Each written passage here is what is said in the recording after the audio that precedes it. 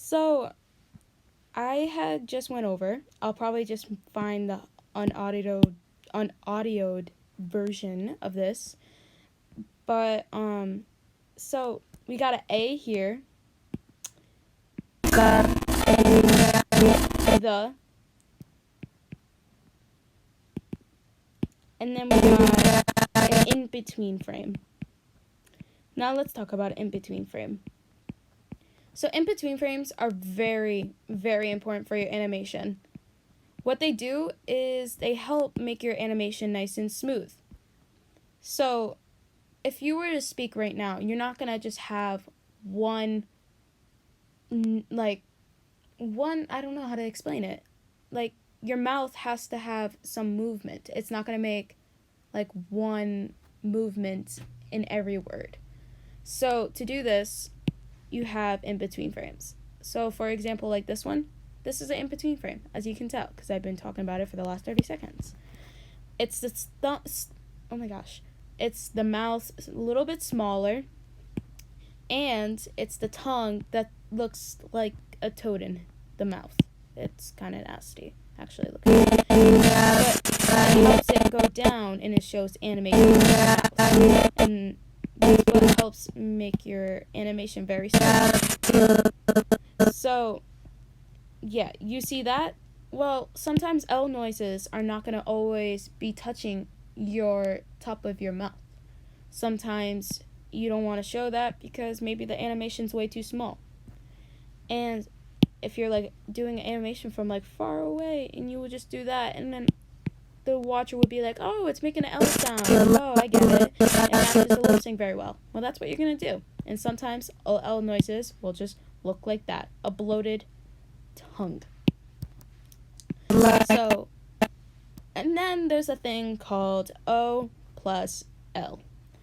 And that's literally, maybe if you're lip syncing the word, cool. If you're going to say cool, you're going to have this noise, ool. So, yeah, ool. This is what ool looks like. It's a smaller version right here, like smaller mouth, jaw, whatever you want to call it. And the tongue, it's making an L noise. And so we combine that. Now, on to the next one. S. S. S. K. You can use this. You literally can use this piece for anything. This thing, this movement, this mouth shape is literally your best friend.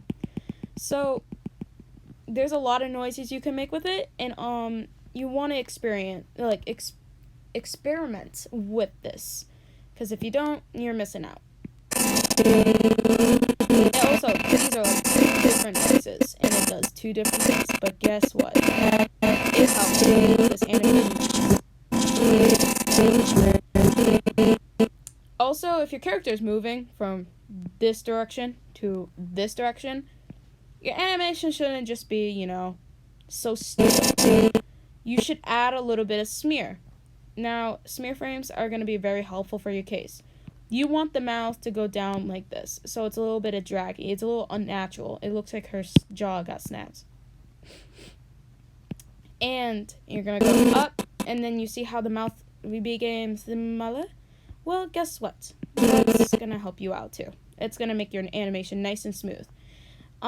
So there's going to be other piece of this that's going to show no audio, and I'll talk over it, but it's not going to be, on time. So here's what it looks like so far, and then you're going to see the progress. Got them dazzled like a stage magician when I point there. Got them dazzled like a stage magician. It's a little messy because that's a harder part, especially with the beat. But this was in 8 frames per second. I do not recommend. You want to know why? Because you can barely do any lip sync, and it's very hard. But I like to put that pressure on myself. Try doing lip sync in 12. No matter what program you're in, it should support it. Especially if you're in a very advanced one where certain layers can be certain frames per second.